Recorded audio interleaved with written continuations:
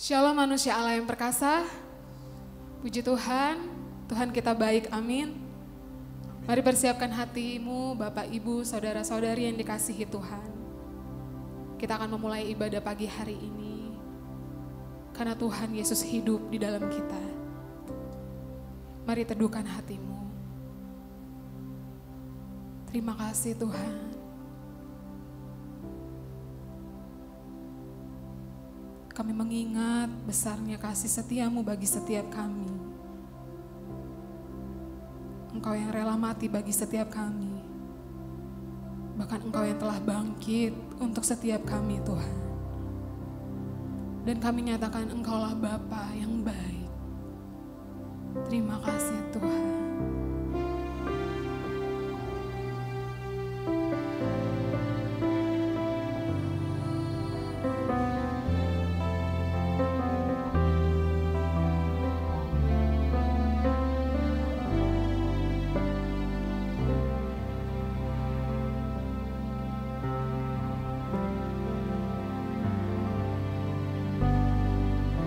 Bapakku yang baik,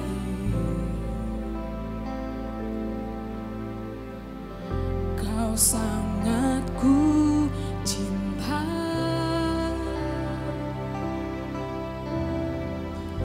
lebih dari segalanya di dalam hidupku.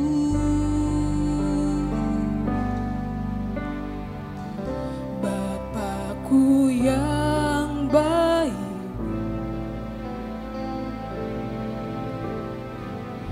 Engkau yang ku perlu,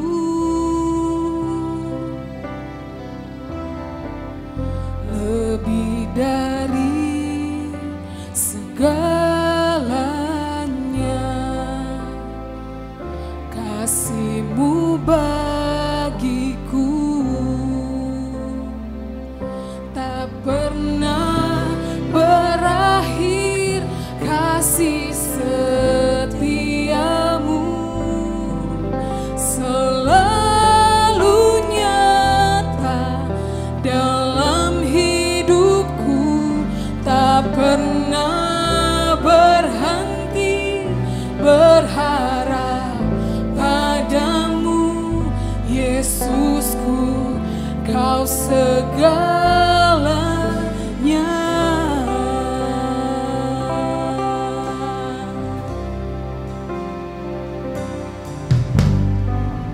Bapakku yang baik, Kau sangat ku cinta Tuhan. Kau sangat ku cinta, lebih dari segalanya, lebih dari segalanya di dalam hidupku. Katakan Bapakku yang baik, Bapakku yang baik, Engkau yang ku perlu, Kau yang ku perlu. Amin.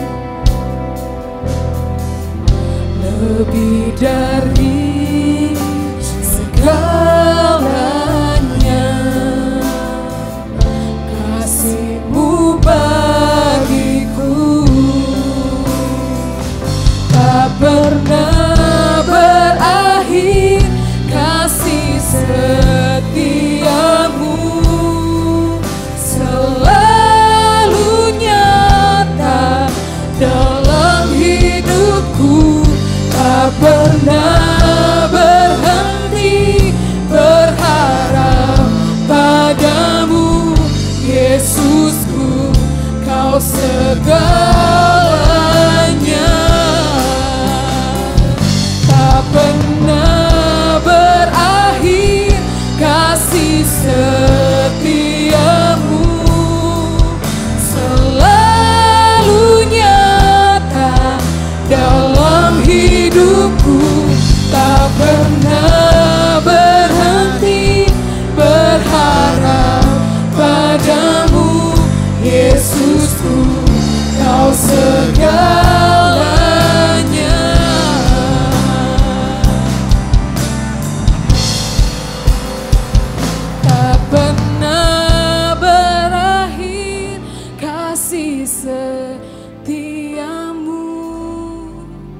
selalu nyata dalam hidupku, tak pernah berhenti berharap padamu, Yesusku, Kau segalanya.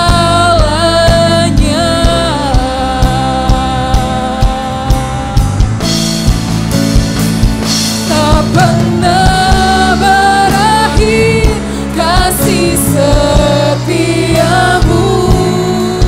selalu nyata dalam hidupku, tak pernah berhenti berharap padamu, Yesusku, Kau segalanya.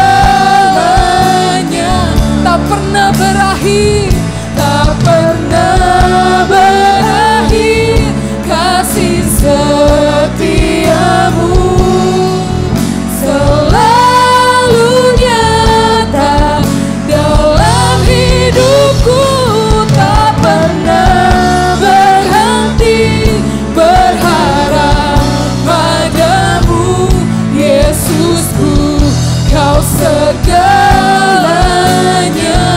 Tak pernah berakhir, terima kasih Tuhan, selalu nyata bagi setiap kami Tuhan. Dalam hidupku tak pernah berhenti berharap padamu, Yesusku, Kau segalanya. Tak pernah berakhir kasih setiamu, selalu nyata dalam hidupku, tak pernah berhenti berharap padamu, Yesusku, Kau segalanya. Dengan segenap hatimu, terima kasih Tuhan.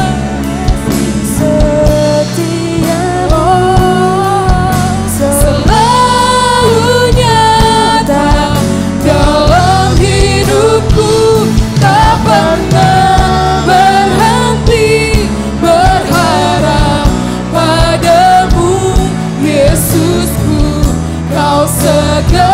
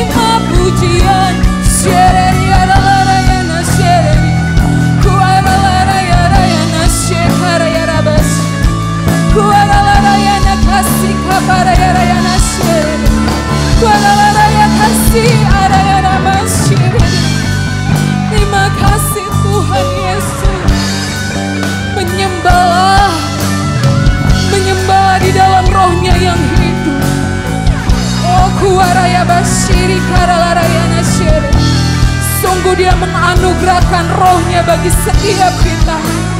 Sungguh Dia Allah yang memperlengkapi kita dengan kuasa Allah yang hidup. Terima kasih Tuhan Yesus. Kaulah segalanya Tuhan.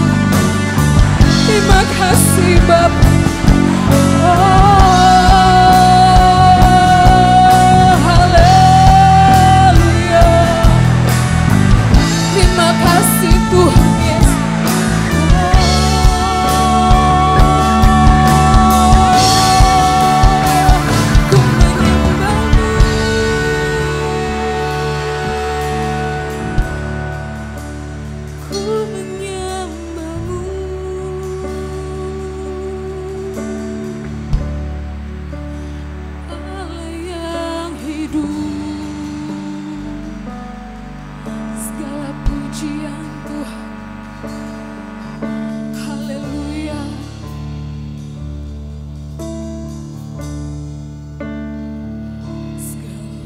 Pujian dan syukur bagimu,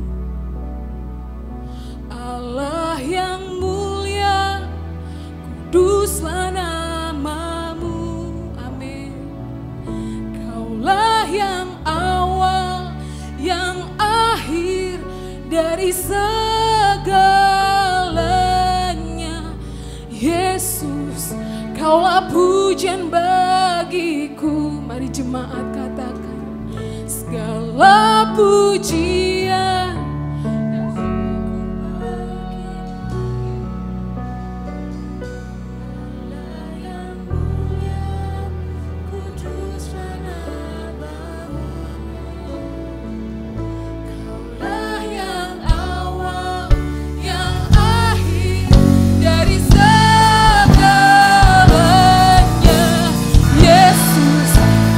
pujian bagiku, segala pujian dan syukur bagimu, Allah yang mulia,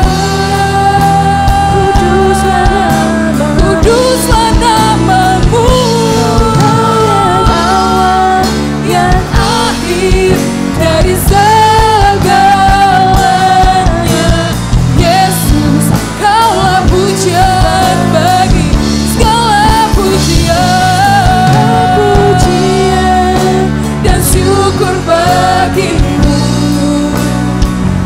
Allah yang mulia, kuduslah namamu. Kaulah yang awal, yang akhir dari segalanya. Yesus, Kaulah pujian bagiku. Kaulah yang awal, Kaulah yang awal, yang akhir dari segalanya. Yesus, Kaulah pujian bagiku. Kaulah yang awal, yang akhir dari segalanya. Yesus, Kaulah pujian bagiku. Haleluya. Terima kasih Tuhan. Terima kasih Bapa yang baik. Engkau yang selalu menyertai setiap kehidupan kami Tuhan. Engkau juga yang menyertai ibadah ini Tuhan. Dari awal, pertengahan hingga pada akhirnya. Hanya untuk kemuliaan namamu. Terima kasih Engkau telah memberkati setiap umat-Mu Tuhan. Lewat firman-Mu yang ajaib Tuhan. Bapa, kami persembahkan hidup kami hanya untuk memuji dan memuliakan nama Tuhan Yesus. Dan kami mau menyatakan bahwa Engkaulah Bapa yang sungguh baik. Terima kasih Tuhan. Terpujilah namamu Tuhan Yesus Kristus. Kekal sampai selama-lamanya. Dan kita umat yang diberkati sama-sama katakan, amin. Haleluya. Shalom manusia Allah yang perkasa. Haleluya, Dia sungguh baik, amin. Kasih kiri kananmu senyum yang terbaik dan katakan Tuhan Yesus baik. Haleluya.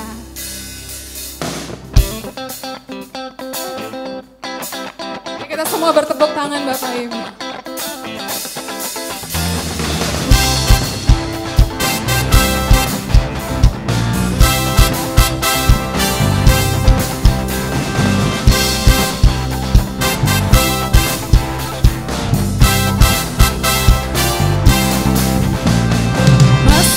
Gerbangnya bersyukur dengan penuh pujian, bersuka di hadiratnya, nyanyi besarkan agung namanya, puji Dia tiuplah sangkakala, musik dan tarian, semua makhluk di bumi di surga dengan senap hati angkat pujian, sebab Tuhan baik, sebab Tuhan baik, sebab Tuhan baik, anugerahnya kekal selamanya,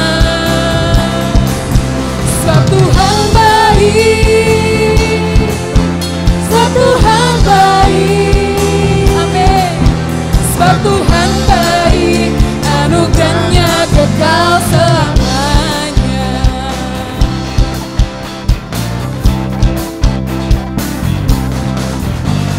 Yesus Kristus Allah Tuhanku, pencipta segalanya, datang sujud di hadapannya, angkat tanganmu, naikkan pujian, puji Dia, amin.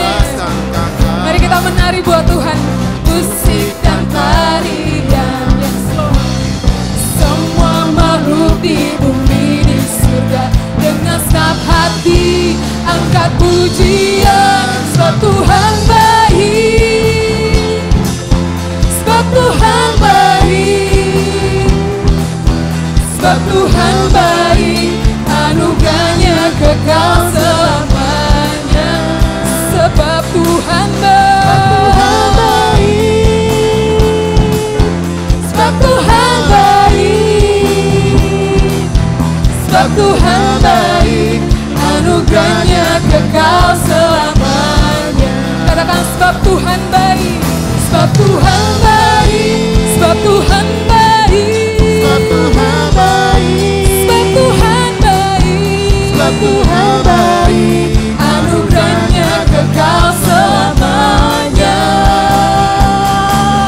Sebab Tuhan baik, sebab Tuhan baik, sebab Tuhan baik, anugerahnya kekal selamanya. Musik memuji Tuhan.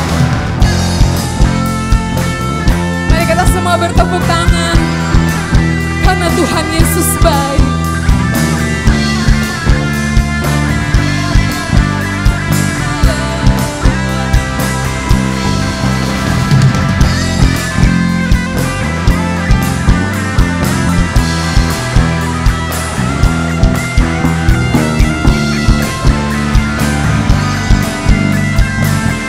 Mari Bapak Ibu semua katakan, sebab Tuhan baik, sebab Tuhan baik, sebab Tuhan baik, anugerahnya kekal selamanya. Dengan segenap hatimu, sebab Tuhan baik, sebab Tuhan Yesus baik, sebab Tuhan baik, sebab Tuhan baik, sebab Tuhan baik, anugerahnya kekal selamanya. Sebab Tuhan baik, sebab Tuhan baik, sebab Tuhan baik, haleluya. Sebab Tuhan baik, anugerahnya kekal selamanya. Sebab Tuhan baik, sebab Tuhan baik, sebab Tuhan baik, anugerahnya kekal selamanya. baik, anugerahnya kekal selamanya. Sebab Tuhan baik, anugerahnya kekal selamanya. Haleluya, berikan sorak-sorak yang terbaik buat Tuhan Yesus yang baik. Haleluya, haleluya, dia sungguh baik Bapak Ibu. Terima kasih Tuhan, terima kasih Bapak. Kami siap untuk menerima firman-Mu Tuhan Yesus. Bahkan selama kami hidup, tiada hentinya kami berkata, Engkaulah Bapa kami yang baik. Terima kasih Tuhan Yesus.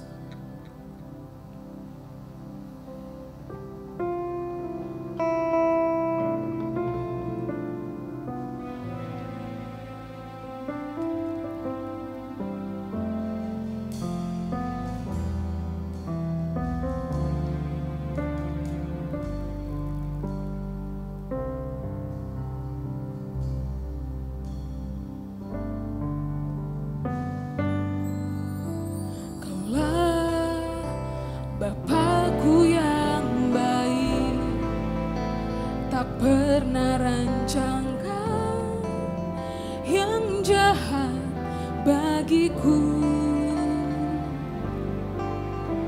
Kaulah Bapakku yang setia, tak pernah biarkan ku jalan sendiri. Kaulah Bapa yang baik.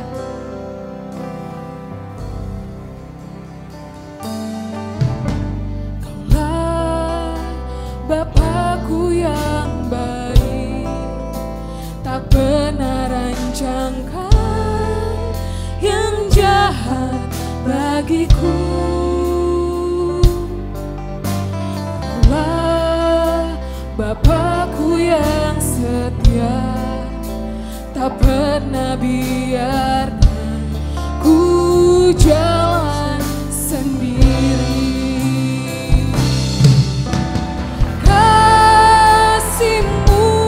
Bagai embun yang turun setiap pagi, selalu baru bagiku. Firman-Mu menopang hidupku. Ku percaya padamu, Kau Bapa yang baik. Sama-sama katakan,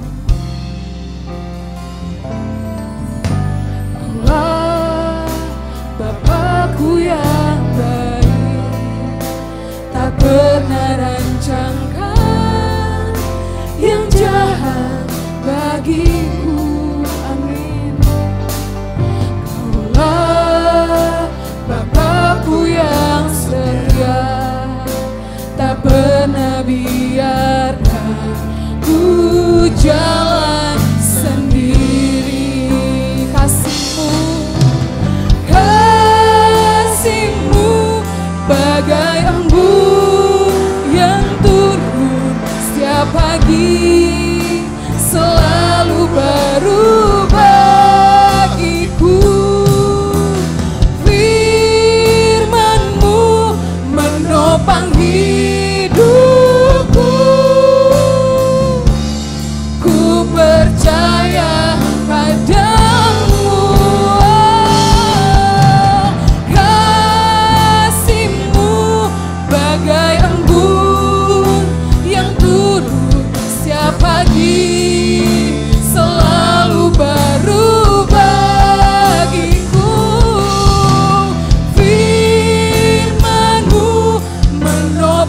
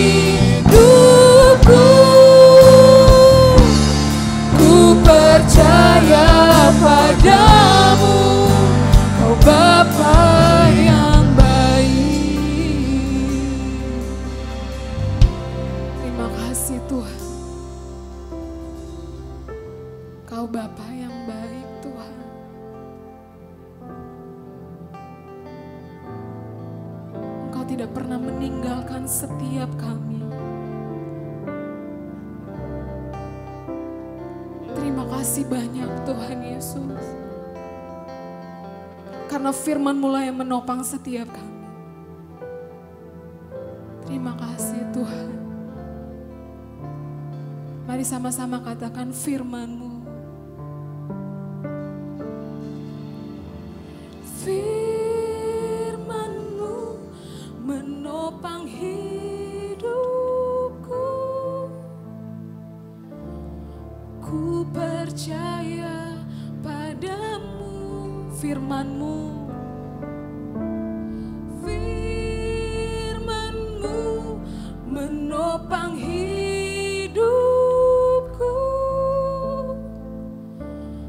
Ku percaya padamu, Kau Bapa yang baik. Amin. Saya persilakan untuk hambanya.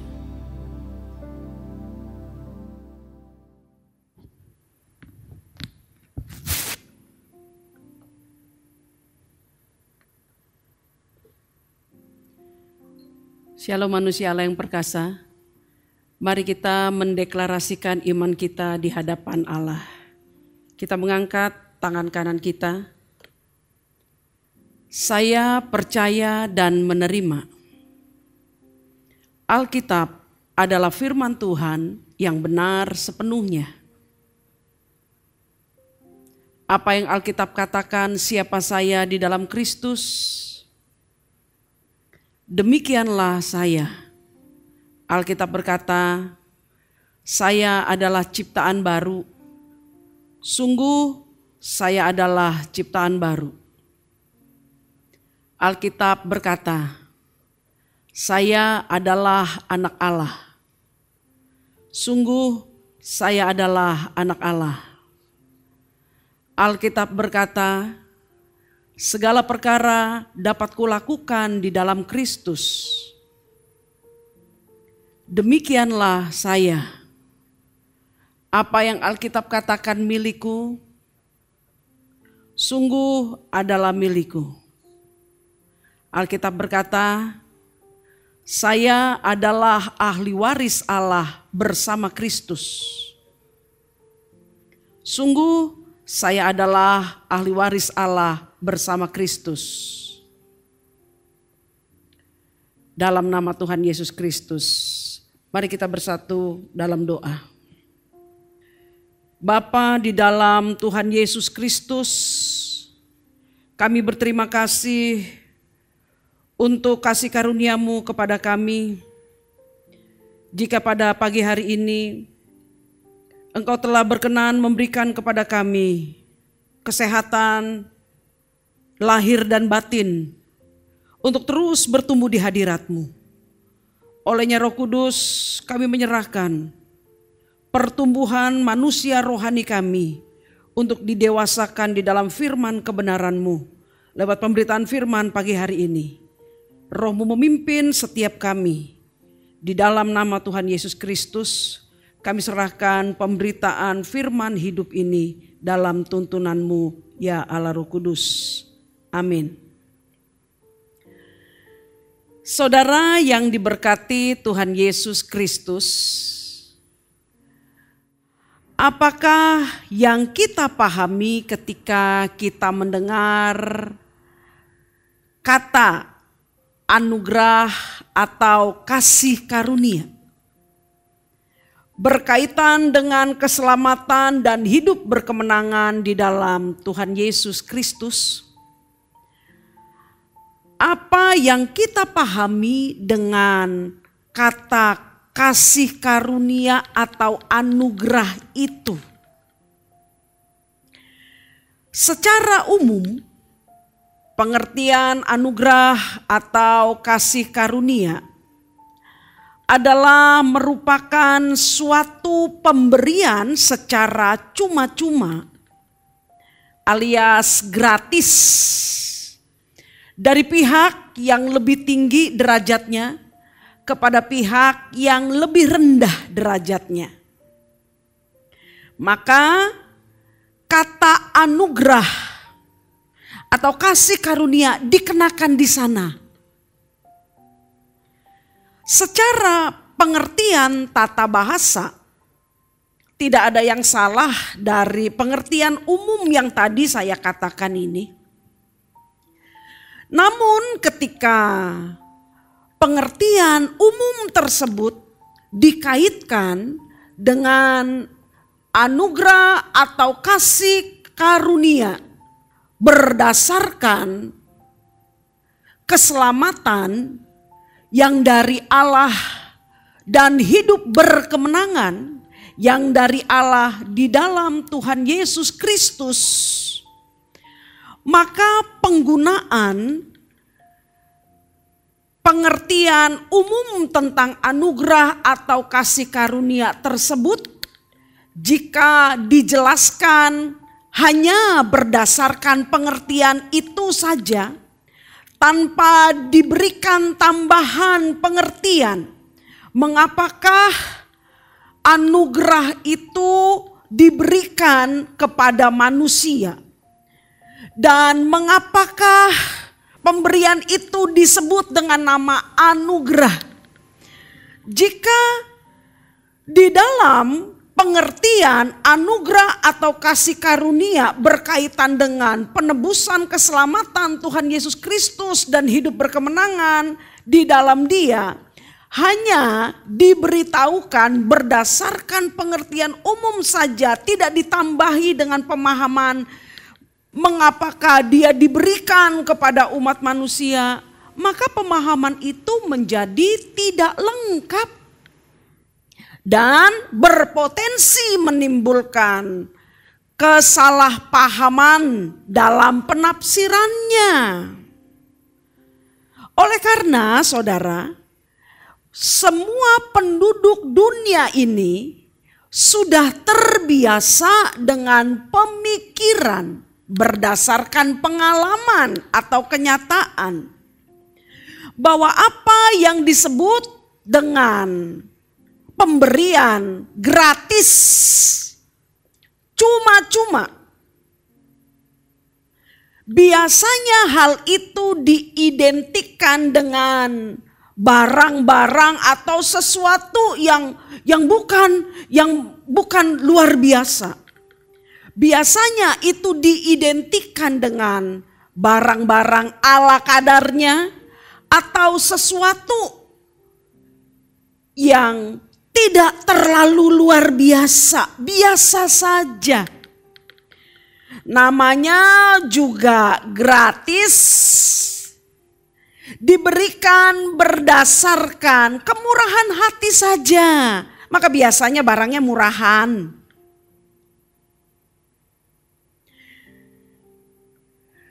Oleh karena itu, jika yang terjadi sebaliknya, ketika pemberian yang gratis atau cuma-cuma dalam anugerah itu adalah merupakan suatu pemberian yang amat sangat berharga, yang luar biasa mahal bahkan tak ternilai harganya, maka orang yang menerima anugerah atau pemberian cuma-cuma itu justru akan merasa bertanya-tanya, justru akan merasa sulit untuk mempercayai pemberian itu. Sebab selain dunia mengajarkan kita bahwa yang gratis atau cuma-cuma itu adalah barang-barang ala kadarnya, maka dunia juga telah mengajarkan kita berkaitan dengan pemberian yang luar biasa berharga, bahwa tidak ada yang gratis di dalam dunia ini terkait dengan pemberian yang berharga dan luar biasa itu.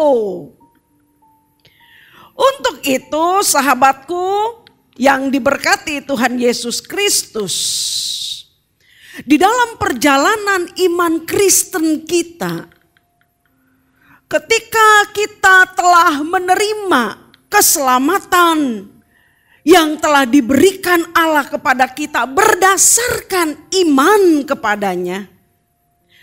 Namun ketika kita melaksanakan kehidupan ini yang adalah kehidupan berkemenangan di dalam Tuhan Yesus Kristus, kita mengalami atau banyak anak Tuhan justru mengalami kesulitannya di sana.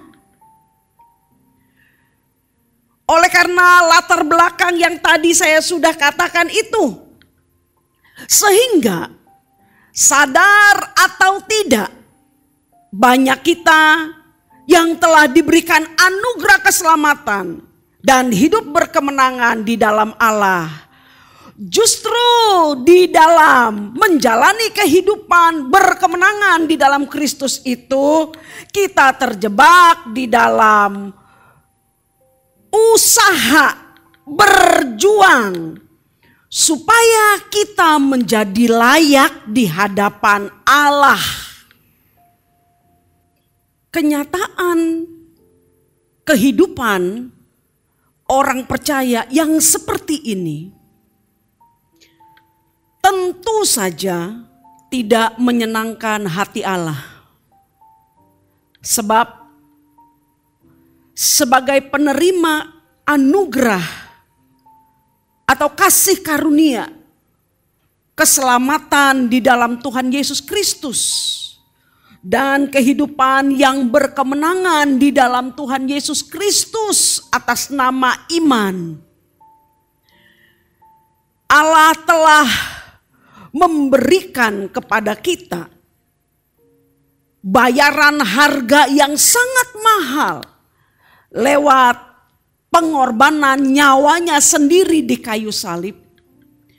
Maka dengan demikian, ia juga menghendaki hasil yang setimpal dengan bayarannya itu, yaitu suatu umat yang bukan hanya ditebus, melainkan dia mengharapkan suatu umat yang telah ditebus dan hidup berkemenangan di dalam menjalani kehidupan sehari-hari bersama-sama dengan dia.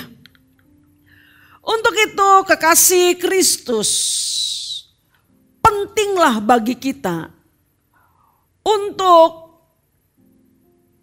mendengarkan, diajar oleh Allah sendiri lewat firman-Nya berkaitan dengan persoalan yang kita hadapi sehari-hari sebagai anak Tuhan. Yaitu hidup berkemenangan di dalam Tuhan Yesus Kristus setelah kita diselamatkan. Oleh karena itu, Alkitab memberikan penjelasan lengkapnya untuk melengkapi pengertian anugerah atau kasih karunia yang diberikan kepada semua orang yang percaya kepadanya. Yang cuma-cuma, yang gratis sekalipun harganya tak ternilai itu.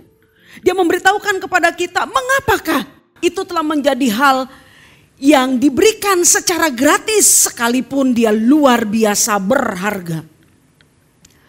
Roma 3 ayat 23 berkata, karena semua orang telah berbuat dosa dan telah kehilangan kemuliaan Allah. Perhatikan baik-baik, saya bacakan sekali lagi. Karena semua orang telah berbuat dosa dan telah kehilangan kemuliaan Allah. Apa yang dikatakan di dalam Roma 3 ayat 23 ini menjelaskan kepada kita berkaitan dengan mengapakah sesuatu yang sangat bernilai, keselamatan dan hidup berkemenangan dalam Kristus diberikan secara cuma-cuma kepada kita. Berdasarkan kebenaran di dalam Roma 3 ayat 23 ini, Alkitab memberitahukan kepada kita bahwasanya dosa yang diidap oleh manusia setelah kejatuhan Adam dan Hawa bukan lagi sekedar merupakan suatu perbuatan kejahatan melawan Allah dan firman-Nya saja. Bukan cuma sekedar itu. Akan tetapi dosa telah menjadi suatu kekuatan yang tidak mungkin dikendalikan lagi oleh manusia. Artinya dosa telah berbalik menguasai manusia tersebut. Sehingga sekalipun manusia itu tahu apa yang baik, tetapi oleh karena penguasaan dosa di dalam dirinya, maka yang dilakukannya hanyalah kejahatan semata-mata. Dia tahu yang baik, tapi dia tidak sanggup melakukan yang baik. Dia hanya tahu, tapi ketika dosa menguasainya, dia hanya bisa mengerjakan hal-hal yang berdosa. Maka ketika manusia telah jatuh ke dalam dosa, Alkitab memberitahukan kepada kita, kecenderungan manusia hanyalah berbuat jahat semata-mata. Itulah sebabnya, mengapakah manusia setelah kejatuhannya ke dalam dosa tidak mungkin lagi sanggup melepaskan diri dari belenggu kuasa dosa yang telah menguasai kita.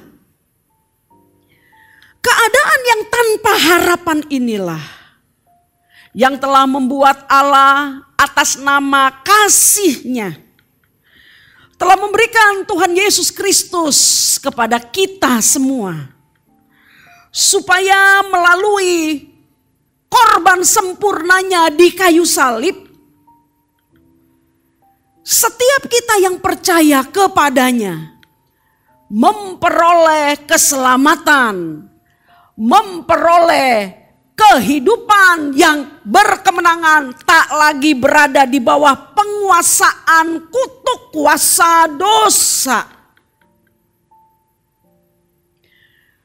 Oleh karena Tuhan Yesus Kristus dalam kematiannya, Dia telah menjadi alat pembayar hutang dosa manusia. Seluruh dosa dunia ini ditumpahkan dan ditanggungkan kepadanya. Dia membayar semuanya, sehingga berlakulah di hadapan Allah. Siapapun yang percaya kepada korban sempurna Kristus di kayu salib, dia akan memperoleh kelepasan atas kuasa dosa. Dia akan memperoleh keselamatan sekaligus kehidupan yang berkemenangan di dalam Kristus.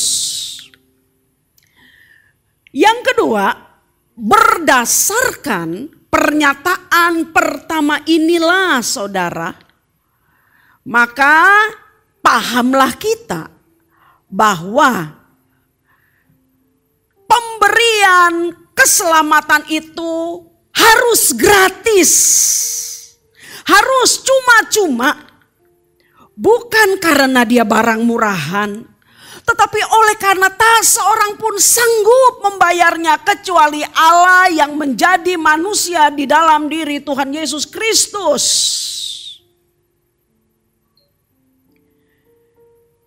Penjelasan berikutnya. Ketika keselamatan adalah merupakan hasil dari iman kepada karya hebat Tuhan Yesus Kristus di kayu salib, maka hidup berkemenangan setelah kita ditebus dan diselamatkan oleh iman kepada korban sempurna Tuhan Yesus Kristus di kayu salib. Dia pun akan berjalan sejajar dalam prinsip yang sama. Sederhananya begini saudara, kalau diselamatkan berdasarkan karya Kristus di kayu salib, maka hidup berkemenangan dalam Kristus pun berlandaskan iman kepada korban Kristus di kayu salib. Sebab sumbernya itu satu. Dia bukan merupakan dua hal yang bisa berbeda atas sumber yang berbeda.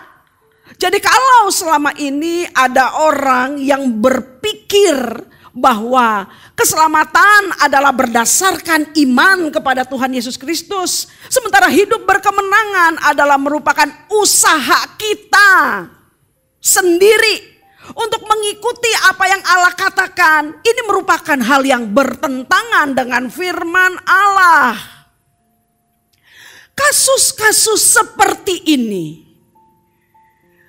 telah diizinkan Roh Kudus dituliskan di dalam Alkitab supaya Anda dan saya yang menerima warisan tulisan kebenaran Allah ini belajar dan membuka diri untuk tidak jatuh di dalam kesalahan berulang yang sama.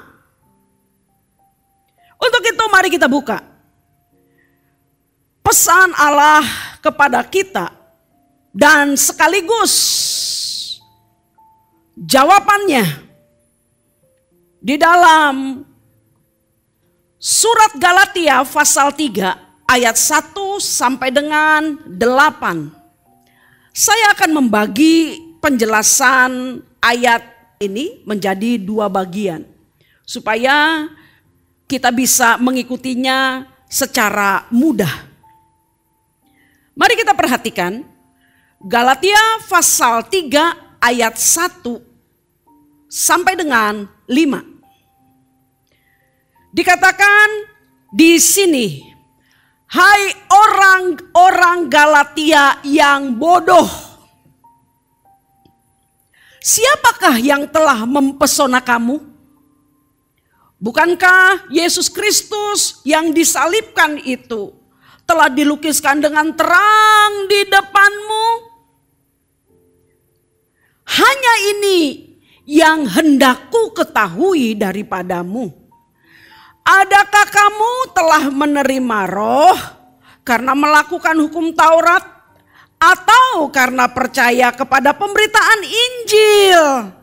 Coba perhatikan ayat 3. Adakah kamu sebodoh itu? Kamu telah mulai dengan Roh. Maukah kamu sekarang mengakhirinya di dalam daging? 4. Sia-siakah semua yang telah kamu alami sebanyak itu? Masakah sia-sia? 5. Jadi bagaimana sekarang? Apakah Ia yang menganugerahkan Roh kepada kamu atau kepada kita sekarang dengan berlimpah-limpah, dan yang melakukan mujizat di antara kamu berbuat demikian karena kamu melakukan hukum Taurat atau karena kamu percaya kepada pemberitaan Injil? Wow, ini pernyataan Roh Kudus melalui Rasul Paulus ini amat sangat luar biasa, membuka mata batin kita berkaitan dengan permasalahan jatuh bangunnya orang percaya setelah dia menerima penebusan sempurna Tuhan Yesus Kristus. Paulus dalam tuntunan Roh Kudus memberikan sapaannya kepada orang-orang di Galatia. Hai orang-orang Galatia yang bodoh. Sahabat, sapaan yang tidak nyaman di telinga ini bukanlah dimaksudkan oleh Paulus sebagai bahasa yang dipergunakan untuk mempermalukan saudara-saudara jemaat yang terkasih di Galatia, melainkan sapaan ini menggambarkan sebuah teguran yang keras, namun lahir dari tingkat keprihatinan, duka cita secara rohani yang sangat tinggi dari seorang gembala umat yang bertanggung jawab terhadap pertumbuhan kerohanian jemaat yang digembalakannya. Rasul Paulus mempunyai tanggung jawab. Dia sadar betul akan tanggung jawab rohaninya terhadap jemaat yang dibinanya kepada Allah tentunya. Sebagai yang mulia yang telah memberikan kepercayaan kepada Rasul Paulus untuk menggembalakan dan mengajarkan semua firman yang telah menjadi isi hati Allah kepada umat yang dikasihinya. Dalam hal ini adalah orang-orang di Galatia. Rasul Paulus sendiri sebagai pribadi yang dipercayai Allah dalam pelayanannya telah melahirkan jemaat Galatia berdasarkan Injil kasih karunia atau iman kepada Allah. Ketika pertama kali dia berjumpa dan memberitahukan bahwa kehidupan mereka yang tanpa pengharapan oleh karena kekuasaan kuasa dosa yang telah menguasainya telah menjadikan kehidupan mereka sebagai kehidupan yang tanpa arah, sia-sia sambil menunggu kematian yang berakhir dalam penghukuman kekal Allah. Dan bahwa kehidupan tanpa pengharapan seperti ini hanya memiliki satu-satunya jalan keluar, yaitu dengan menerima dan mempercayai korban sempurna Kristus Yesus di kayu salib, sehingga mereka boleh menerima keselamatan dan hidup berkemenangan di dalam Allah ketika masih berada dalam dunia ini. Pemberitaan Injil yang diterima oleh jemaat Galatia yang didirikan oleh Rasul Paulus ini telah menjadi sebuah sukacita, bukan hanya bagi jemaat saja, melainkan juga bagi Rasul Paulus, terlebih bagi Allah sang empunya firman itu sendiri. Namun saudara, pada perjalanan iman orang-orang di Galatia, ketika Rasul Paulus tidak bersama-sama dengan mereka secara fisik di tempat itu, mereka menerima kedatangan guru-guru atau pengajar-pengajar palsu yang sekalipun adalah merupakan orang yang sudah percaya kepada Tuhan Yesus Kristus, namun mereka masih belum bisa melepaskan diri dari latar belakang mereka sebagai penganut hukum Taurat, yaitu orang-orang Yahudi yang sudah percaya kepada Tuhan Yesus Kristus. Mereka lah yang kemudian mengajarkan dalam ketidakmengertian mereka dalam hal perkara anugerah Allah atas nama iman kepada Tuhan Yesus Kristus. Mereka mengajarkan kepada jemaat di Galatia bahwa iman kepada Tuhan Yesus Kristus yang menyelamatkan mereka tidaklah cukup untuk menjalani kehidupan berkemenangan dari dosa. Karena itu mereka dianjurkan untuk memakai, mengenakan, mematuhi seperangkat hukum atau aturan-aturan yang ada di dalam Taurat sebagai pengarah kehidupan mereka untuk berkemenangan di dalam Tuhan Yesus Kristus selama mereka mengiring Tuhan Yesus Kristus. Tentu saja apa yang telah diajarkan oleh para pengajar Injil palsu ini bertentangan dengan apa yang telah dinyatakan Allah lewat pemberitaan Injil Rasul Paulus. Tadi saya sudah mengatakan bahwa berkaitan dengan keselamatan dan hidup berkemenangan dalam Tuhan Yesus Kristus, ini merupakan dua hal yang menjadi satu, sumbernya satu, tidak bisa dibedakan. Bukan diselamatkan berdasarkan iman kepada Tuhan Yesus Kristus dan hidup berkemenangan berdasarkan perjuangan. Tidak bisa begitu. Kalau begitu kita membedakan sumbernya. Dan kita sama-sama tahu kalau sumbernya itu dikembalikan kepada usaha manusia, tak seorang pun akan sanggup hidup berkemenangan di dalam iman. Hidup berkemenangan mengatasi dosa. Tidak ada seorang pun yang sanggup. Oleh karena itu, saudara yang diberkati Tuhan Yesus Kristus, Rasul Paulus memberitahukan lewat suratnya kepada jemaat di Galatia untuk mengembalikan mereka dari pengaruh ajaran-ajaran Injil palsu itu, supaya mereka kembali kepada pengajaran mula-mula. Karena itu dia berkata di ayat 2 dan di ayat 3, Galatia pasal 3. Hanya ini yang hendak ku ketahui daripada kamu. Adakah kamu telah menerima Roh Kudus maksudnya. Roh yang memberikan kemenangan itu. Karena kamu melakukan hukum Taurat atau karena percaya kepada pemberitaan Injil. Ayat 3. Adakah kamu sebodoh ini? Kamu telah mulai dengan roh. Maukah kamu sekarang mengakhirinya dengan daging? Kalau kamu menerima Tuhan Yesus Kristus, kamu menerima keselamatan daripada Tuhan Yesus Kristus hanya berdasarkan percaya, iman saja kepada Allah.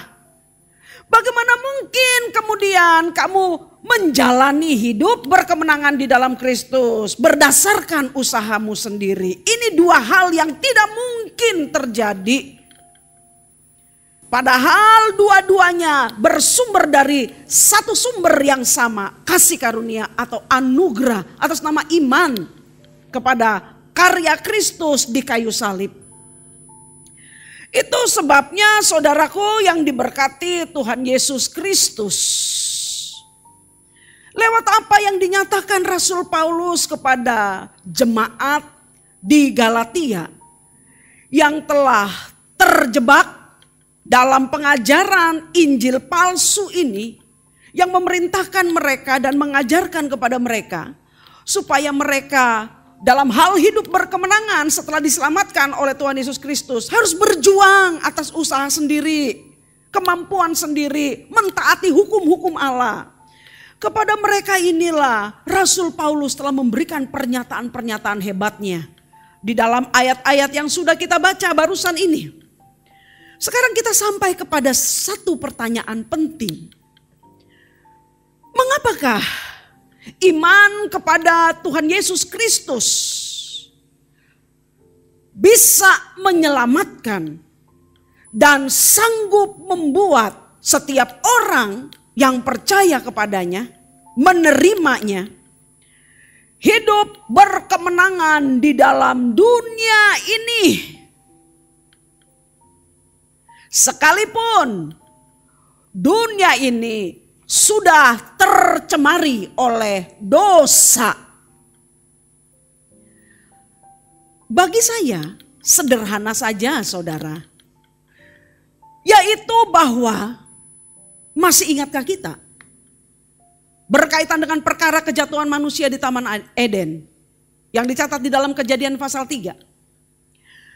Ketika Tuhan mengatakan, jangan ambil, jangan makan buah pohon pengetahuan baik dan jahat ini. Jangan.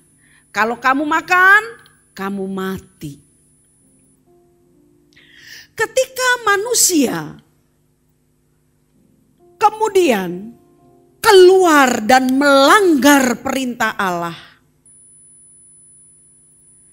dengan mengambil buah pohon pengetahuan baik dan jahat itu dan memakannya, ini berarti bahwa manusia tidak mempercayai Allah dan firman-Nya sebagai satu-satunya kebenaran untuk menjalani kehidupan ini, berada dalam keadaan baik-baik saja.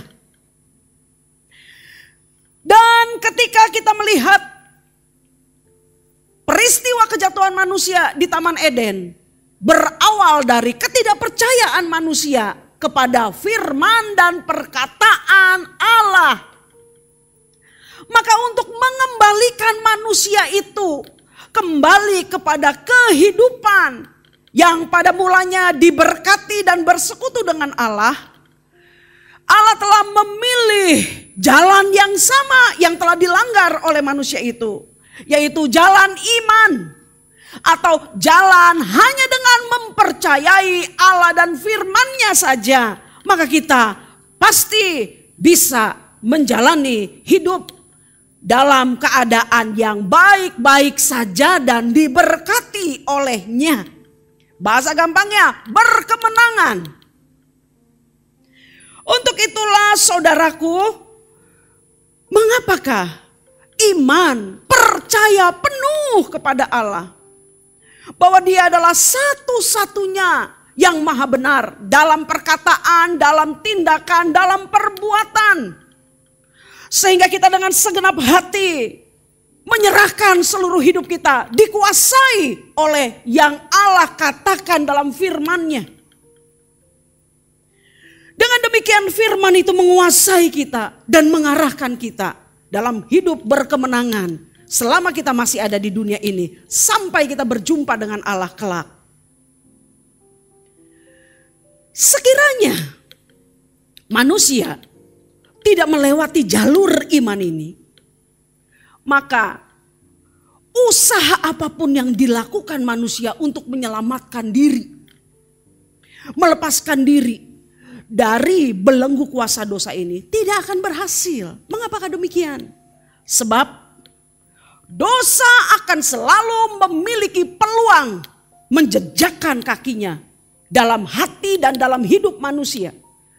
Pada saat manusia itu tidak mempercayai Allah, sang sumber hidup itu, sebagai satu-satunya kebenaran mutlak.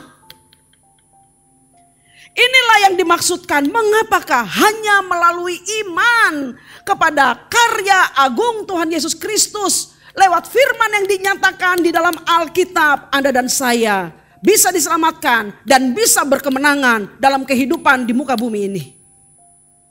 Kedua, Galatia pasal 3 ayat 6 sampai dengan 8. Kita selesaikan pembacaan kita. Secara itu jugalah. Secara apa? Secara iman itu. Secara itu jugalah Abraham percaya kepada Allah. Maka Allah memperhitungkan hal itu kepadanya. Nah, ini hebat nih. Sebagai kebenaran. 7. Jadi kamu lihat bahwa mereka yang hidup dari iman, mereka itu jugalah anak-anak Abraham. 8. Dan kitab suci yang sebelumnya mengetahui bahwa Allah membenarkan orang-orang bukan Yahudi oleh karena iman, telah terlebih dahulu memberitakan Injil kepada Abraham. Olehmu segala bangsa akan diberkati. Haleluya. Sejak mulanya Allah telah menetapkan hanya melalui iman kepada firman, yaitu karya sempurnanya di kayu saliblah, semua manusia memperoleh keselamatan dan kemenangan dalam menjalani kehidupannya di muka bumi ini. Sahabat yang diberkati Tuhan Yesus Kristus, betapa menakjubkannya apa yang diungkapkan Roh Kudus melalui Rasul Paulus di dalam Galatia 3 ayat 6, 7 sampai dengan 8 tadi. Pengambilan contoh Abraham sebagai nenek moyang bangsa Israel secara fisik dan sebagai nenek moyang kita secara rohani telah menunjukkan kepada dunia secara umum dan kita secara khusus bahwa Allah memang menyukai atau hanya menyukai iman sebagai pijakan dasar, manusia berdosa untuk keluar dari kutuk belenggu kuasa dosa yang telah dilakukannya lewat pengorbanan nyawanya sendiri di kayu salib. Dan siapapun yang mau bergabung dengan karya hebatnya itu, maka kita hanya bisa memasukinya melalui jalan iman kepada apa yang dilakukan Allah, yang dinyatakan olehnya di dalam firman-Nya. Kalau kemudian ada orang bertanya, mengapakah hukum Taurat harus diberikan? Mengapakah bukan Tuhan Yesus langsung saja yang datang memberikan anugerah atau kasih karunia itu kepada umat Allah? Saudara, perhatikanlah situasi umat Allah pada waktu itu yang masih berada di dalam ketidakpengenalannya secara benar akan siapakah pribadi Sang Maha Hebat Allah itu. Dan ketika mereka berada dalam ketidakpengenalannya terhadap dirinya sendiri, keadaannya sendiri, yang sepenuhnya telah terbelenggu kuasa dosa. Dalam hal ini, sekalipun Allah berkehendak untuk memberikan itu langsung kepada manusia, anugerah itu, maka dalam kondisi manusia tidak menyadari keberadaannya, anugerah itu tidak akan bermanfaat apa-apa bagi manusia yang belum menyadari keberadaannya yang tanpa pengharapan. Untuk itulah saudara, ketika manusia harus membutuhkan suatu bukti untuk sadar atau untuk memberikan sebuah penyingkapan akan siapakah dirinya sebenarnya setelah kejatuhannya dalam dosa, maka hukum Taurat diberikan kepada manusia, dalam hal ini kepada umat Allah, dengan sebuah perintah penting. Siapa yang melakukannya? Bukan melakukan 1, 2, 3, 10. Siapa yang melakukan seluruhnya? Bukan hari ini, besok, 1 tahun, selama-lamanya sepanjang umur hidupmu. Siapa yang sanggup melakukan hukum Taurat tak bercacat sampai dia berjumpa dengan Allah, orang itu akan dibenarkan di hadapan Allah dan akan diselamatkan. Itu peraturan hukum Taurat. Dan kita semua tahu bersama, atas kondisi ini tak ada seorang pun yang bisa tampil memuaskan di hadapan Allah. Karena manusia telah berbuat dosa. Roma pasal 3 ayat 23 tadi. Dan telah kehilangan kemuliaan Allah. Kuasa dosa yang menguasainya telah membuat dia selalu berkata tidak kepada kebenaran, iya kepada dosa. Di keadaan seperti inilah, maka sekalipun hukum Taurat itu baik, rohani dan berasal dari Allah, tapi karena manusia terjual di dalam kuasa dosa, dikuasai oleh dosa itu, maka dia tidak sanggup melakukan apa yang diperintahkan Allah di dalam hukumnya. Melalui Tauratlah manusia menyadari keberadaannya, betapa dia tak berpengharapan apapun untuk berdiri di hadapan Allah sebagai orang yang diperkenankan. Di sanalah manusia belajar lewat bukti itu, bahwa kita manusia berdosa membutuhkan seorang juru selamat, seorang penyelamat untuk menolong kita, mengeluarkan kita, membebaskan kita dari belenggu kuasa dosa yang menguasai dan memperbudak kita. Maka dengan demikian tepatlah yang dikatakan Galatia pasal 3 ayat 24. Jadi hukum Taurat adalah penuntun. Jadi hukum Taurat adalah penuntun bagi kita sampai Kristus datang. Supaya kita dibenarkan karena iman. Dengan demikian, saudara yang diberkati dan dikasihi Tuhan Yesus Kristus, masih dalam perayaan, peringatan, Paskah, kemenangan Tuhan Yesus Kristus. Pagi hari ini, saya mau menyampaikan isi hati saya kepada jemaat yang diberkati Tuhan Yesus Kristus. Tetaplah berada di dalam iman. Tetaplah berada di dalam iman kepada Allah lewat firman-Nya. Oleh karena hanya dengan iman yang hidup di dalam diri kitalah yang telah membawa kita untuk mempercayai dan mengakui bahwa Allah dalam firman-Nya adalah merupakan satu-satunya kebenaran untuk mengarahkan kita dalam kehidupan yang diselamatkan dan berkemenangan atas kuasa dosa.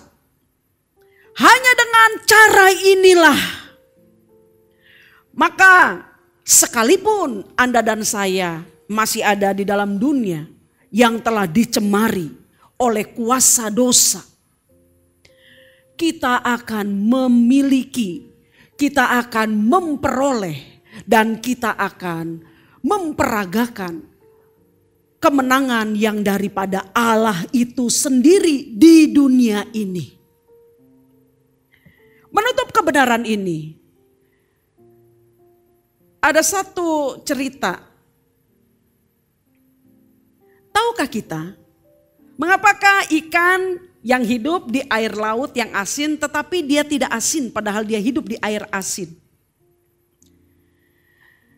Hal ini disebabkan oleh karena ikan memiliki sejenis sel di dalam insangnya yang berfungsi untuk memisahkan garam dari air laut itu.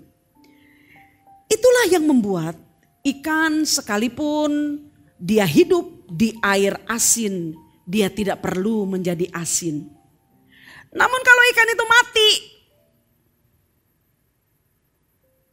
kemampuan yang dimiliki olehnya di dalam sel yang bisa memisahkan air garam dari air laut yang diminumnya itu sudah tak bekerja lagi.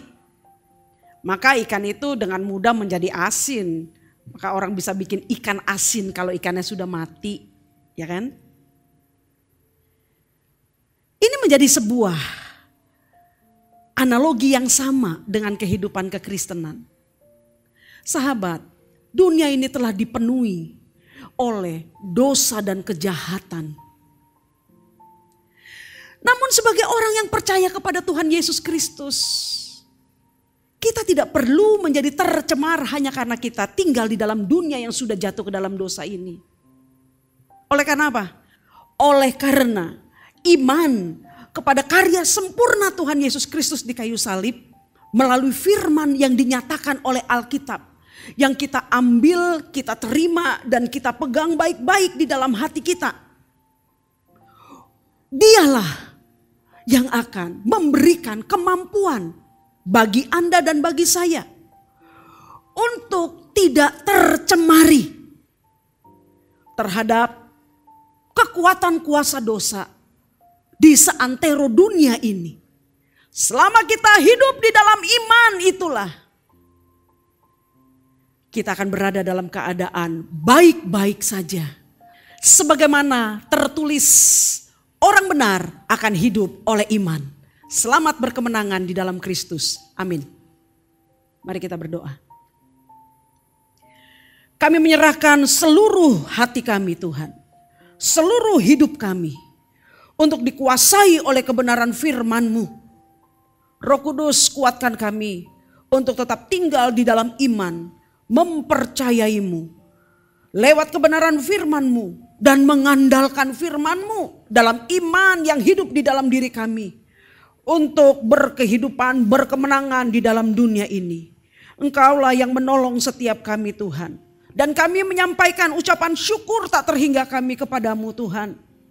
Bahwasanya kekuatan yang Kau berikan kepada kami lebih daripada cukup menjaga kami sampai Tuhan datang menjemput kami. Terpuji nama-Mu, berkat-Mu sempurna atas semua orang yang percaya kepadamu. Dalam nama Tuhan Yesus, diberkatilah kita semua. Amin.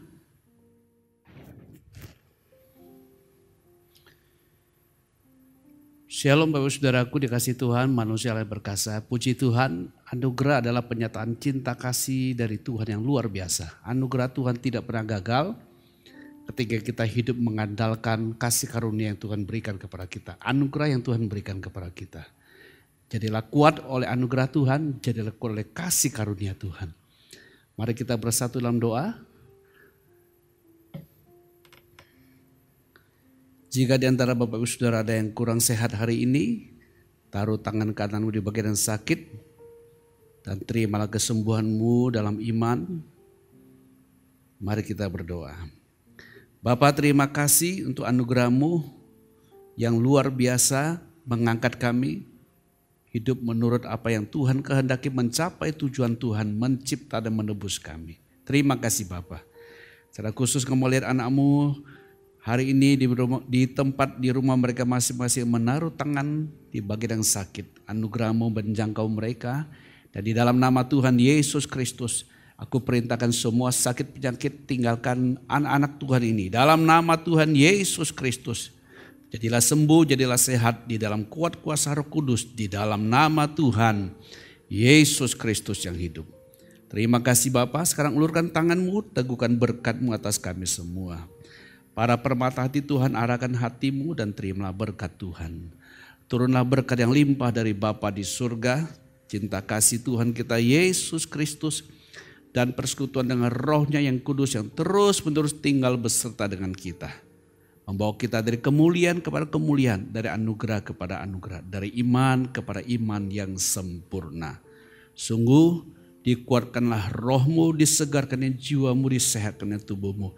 Diberkati rumah tanggamu, diberkati pekerjaanmu, diberkati studimu, dimanapun kamu melangkah. Anugerah kekuatan Allah selalu beserta dengan Bapak Ibu Saudara sekalian dan kita semua. Saya nyatakan berkat ini sah di dalam nama Tuhan Yesus Kristus yang hidup. Haleluya. Amin. Amin. Bapak Ibu Saudaraku dikasih Tuhan, tetap kuat oleh anugerah Tuhan. Pegang teguh firman Tuhan. Tuhan memberkati, sampai bertemu di ibadah yang akan datang. Amin.